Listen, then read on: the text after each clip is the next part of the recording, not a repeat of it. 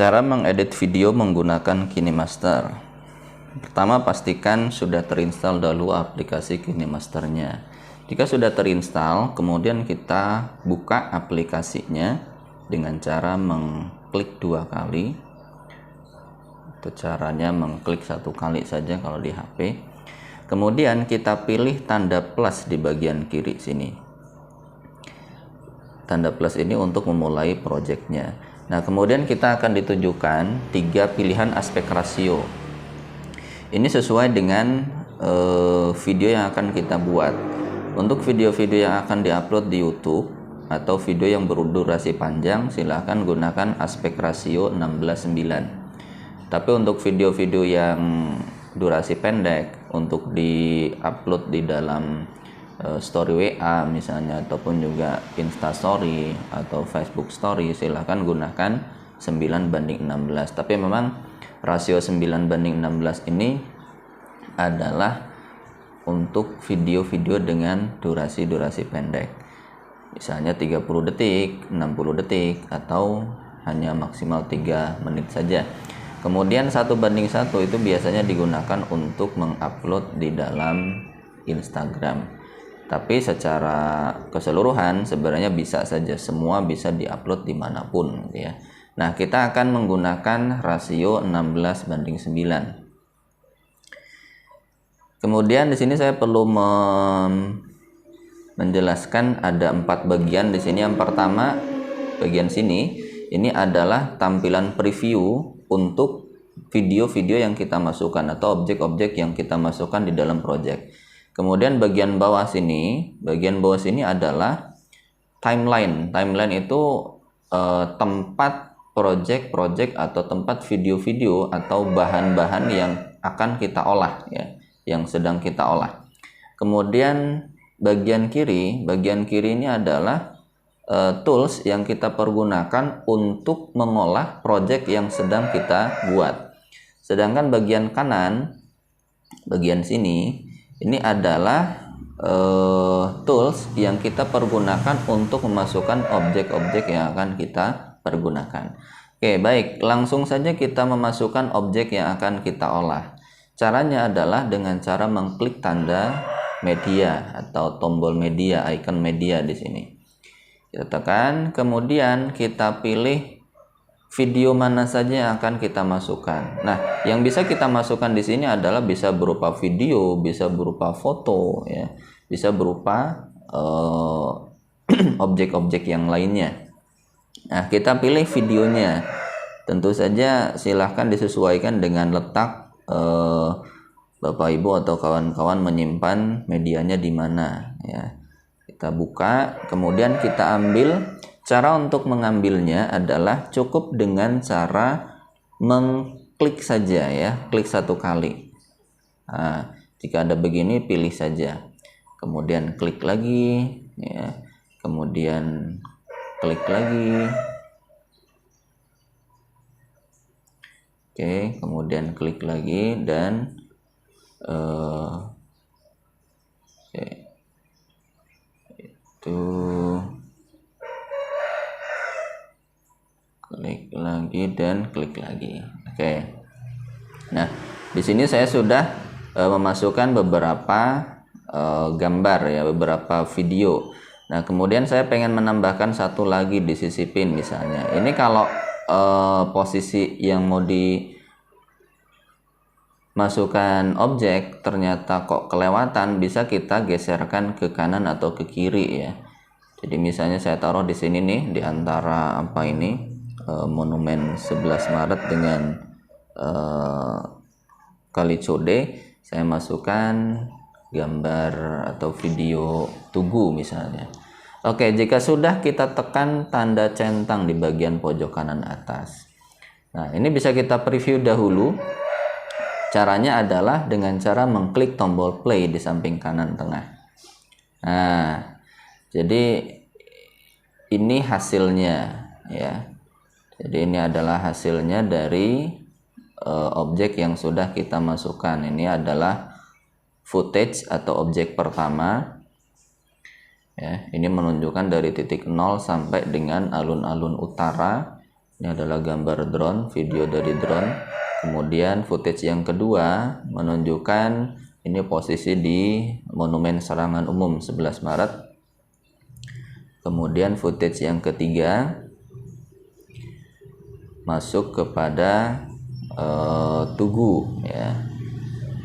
Oke, dan seterusnya.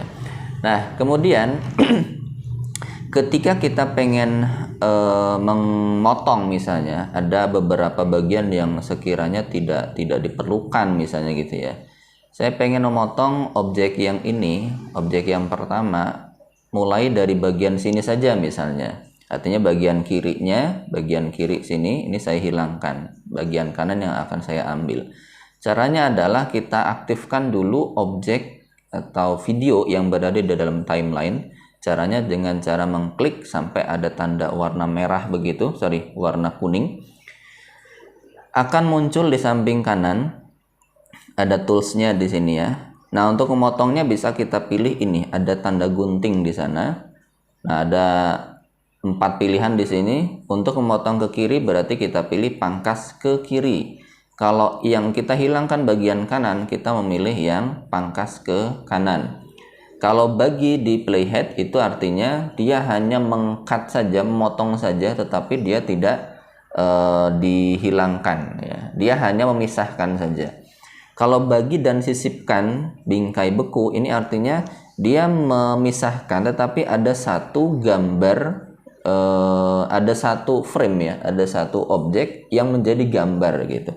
Artinya bisa sebagai preview gitu. Nah, saya ingin menghapus bagian kiri, berarti saya pilih pangkas ke kiri. Oke. Nah, kemudian kita klik saja di bagian manapun di wilayah kosong ya. Saya aktifkan kembali.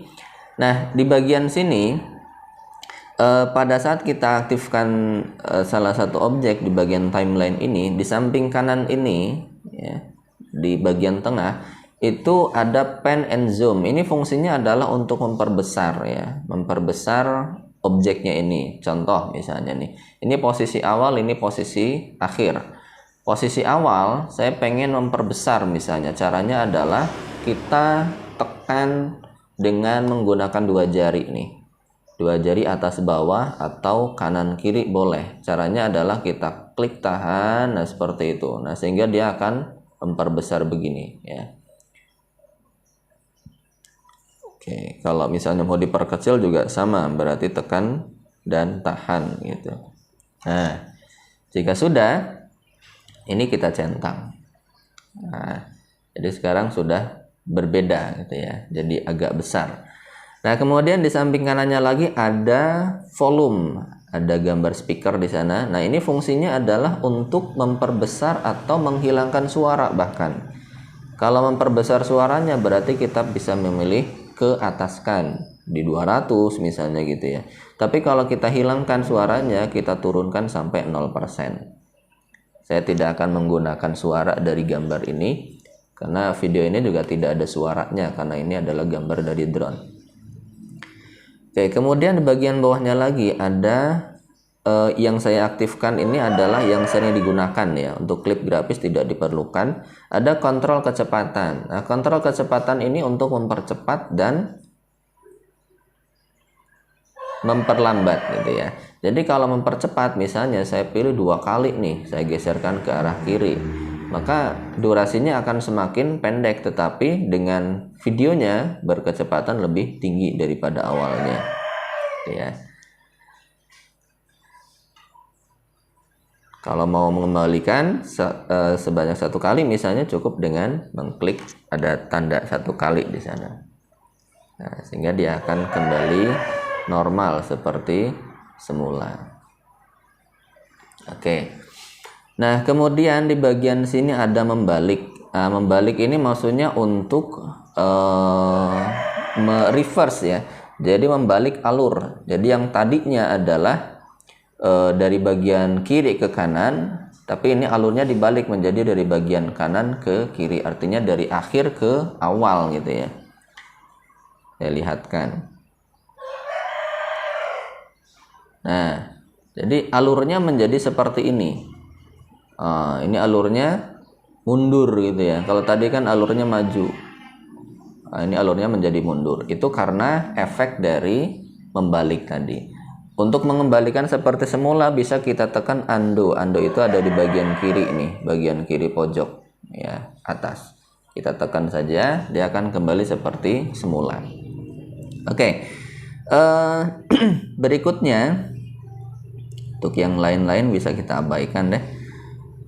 Selanjutnya bagaimana caranya untuk memberikan transisi. Nah, transisi ini adalah penting ya ketika kita mempunyai beberapa objek di sini.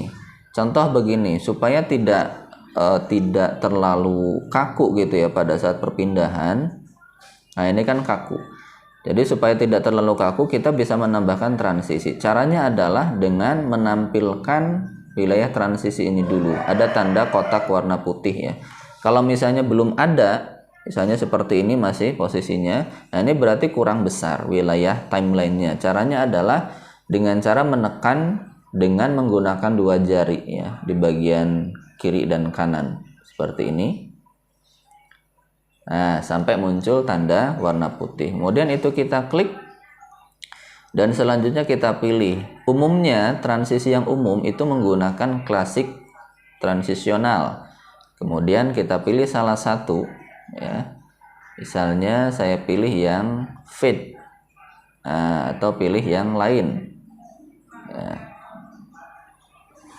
Nah, saya pilih crossfade atau fade stroke boleh ya, kemudian dicentang. Nah, sehingga ini ketika di play, nah tuh lihat, jadi dia lebih soft gitu ya, lebih halus. Nah, kita lakukan hal yang sama untuk yang lainnya.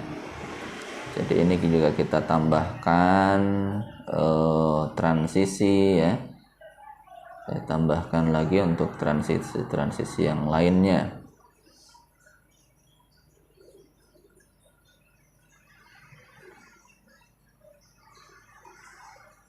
Jadi sebagai informasi untuk KineMaster ini memang adalah aplikasi ringan yang juga sangat mudah gitu ya, sangat mudah untuk dipergunakan. Oke, selanjutnya bagaimana caranya nih untuk menambahkan sound ya. Sorry, sebelum masuk sound kita tambahkan ini aja deh. Kita tambahkan tulisan ya. Kita tambahkan tulisan di bagian depan misalnya. Saya pengen menunjukkan di sini menambahkan tulisan menggunakan lapisan. Ya, kita bisa menggunakan lapisan, kemudian kita pilih teks. Selanjutnya kita tuliskan dulu, misalnya saya ketikkan Jogja Istimewa.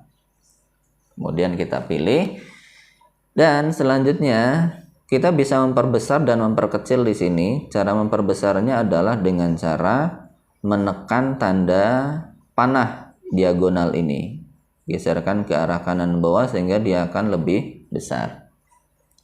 Kemudian bagaimana caranya untuk merubah font? Merubah font bisa kita gunakan huruf AA di samping kanan ini, di bagian panel kanan ya.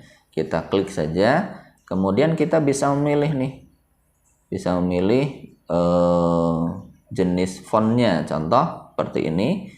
Saya rubah lagi, saya gunakan basic misalnya, saya akan memilih yang menggunakan Supreme misalnya begitu. Nah, sehingga akan begini hasilnya. Nah, kita taruh, posisikan dulu.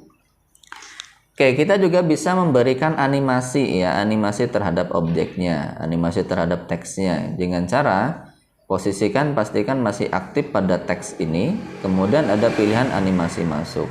Saya pilih memudar misalnya. Saya centang. Nah, sehingga ketika ini di play, lihat dia akan ada animasinya. Oke, saya aktifkan kembali pada bagian timeline-nya. Saya juga pengen menambahkan efek drop misalnya, efek shadow ya, efek bayangan. Ini saya turunkan ke bagian bawah. Nah, di bagian sini ada pilihan bersinar, ada bayangan gitu ya. Saya pilih bayangan, saya enablekan. Nah, sehingga dia lihat tuh, ada efek bayangannya. Kemudian saya tambahkan lagi efek yang lain. Misalnya saya tambahkan efek ikhtisar. Nah, ikhtisar ini adalah warna luar ya. Kalau misalnya kurang cocok, tidak usah ya. Jangan di-enablekan. Saya back, kemudian saya kasih efek bersinar. Nah, kemudian warna efeknya saya rubah menjadi warna hitam misalnya nih. Oke. Nah, sehingga ini kalau di play, oke, hasilnya akan seperti itu. Nah, kita juga bisa memunculkan atau memberikan efek keluarnya, animasi keluar terhadap teks ini. Juga sama, efeknya memudar misalnya. Nah, sehingga ketika di play, oke, muncul begitu. Kemudian, nah, seperti itu. Oke. Nah, ini kalau misalnya mau sampai bagian akhir dengan tulisan yang sama, artinya kita tinggal menambahkan durasi dari teks ini, tinggal mentarik aja ya, menggeserkan ke bagian kanan. Oke, ini misalnya sampai full nih, artinya sampai seterusnya dia masih ada tulisan begitu gitu kan. Nah, tapi ini saya pengennya hanya beberapa detik di bagian depan saja. Oke, kemudian saya pengen menunjukkan di sini, saya pengen menambahkan tulisan ketika posisinya di bagian sini misalnya, saya pengen menunjukkan bahwa ini berada pada titik 0 km gitu ya, atau perempatan pos besar gitu. Saya tambahkan caranya, gunakan lapisan kembali, gunakan teks. Misalnya perempatan pos besar, pilih. Oke, kemudian ini saya posisikan di bagian pojok kiri bawah ya. Kemudian saya tambahkan warna latar deh. Nah, jadi supaya terlihat lebih jelas gitu ya. Nah, jadi ketika ini di play, nah ada tulisan begitu. Nah, sama halnya dengan untuk objek-objek yang lain, ini saya geserkan misalnya. Nah, kemudian ketika di sini saya pengen menampilkan tulisan yang sama, tetapi dengan keterangan misalnya monumen serangan umum 11 Maret misalnya begitu. Oke, kemudian ini saya taruh di bagian pojok kiri bawah ya, kemudian kembali di bagian kanan saya pilih latarnya. Nah, seperti itu. Nah, dengan cara yang sama untuk yang lain pun juga demikian gitu ya. Misalnya ini Tugu Jogja gitu ya, yang bagian sini adalah Kali Code, kemudian bagian sini Jembatan Parangtritis, kemudian di sini Pantai Parangtritis misalnya, gurun pasir itu ya. Oke, bagian berikutnya adalah untuk menambahkan suara. Bagaimana caranya untuk menambahkan backsound? Caranya dengan cara mengklik pada bagian sini, ada bagian audio namanya. Selanjutnya kita bisa memilih suara apa yang akan kita masukkan. Tentu saja ini sesuaikan dengan sesuaikan dengan koleksinya masing-masing. Di video yang lain saya juga sudah memberikan contoh caranya untuk mengambil backsound dari YouTube misalnya. Itu sudah saya berikan sampelnya.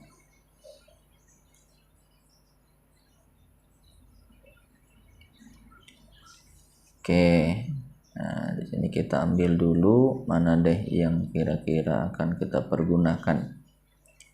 Nah, saya pilih ini misalnya, kemudian saya klik tanda plus. Nah, sehingga ini pada saat di play, nah, dia akan ada suaranya.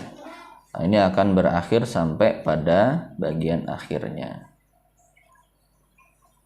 Nah, jika sudah pas, kita cek dulu hasilnya kira-kira sudah bagus atau belum. Jika sudah, kemudian ini kita ekspor. Cara mengekspornya adalah dengan cara mengklik tanda panah ke arah kiri di bagian pojok kanan atas gitu ya. Kemudian kita klik kembali project yang ada di samping kanan. Kemudian kita tekan tanda berbagi ada di tombol yang kedua bagian sini ya. Nah, tombol inilah yang akan kita pergunakan. Kita klik.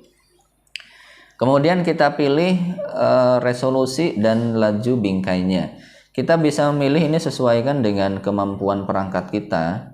Saya gunakan 720 saja misalnya.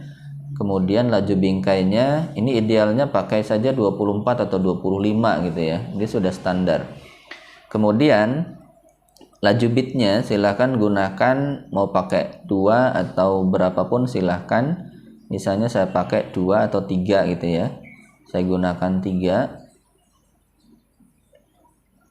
Oke. Kemudian bagian bawah ini ada sekitar 33 mega. Itu adalah hasilnya sekitar itu gitu ya. Kemudian kita ekspor. Dan kita biarkan proses akan berjalan gitu ya. Ekspor ini maksudnya adalah ini proses render. Tujuannya adalah supaya video yang sudah kita olah ini bisa masuk ke dalam galeri kita dan juga akan bisa diputar gitu ya, akan bisa di play supaya bisa dinikmati, bisa di share gitu.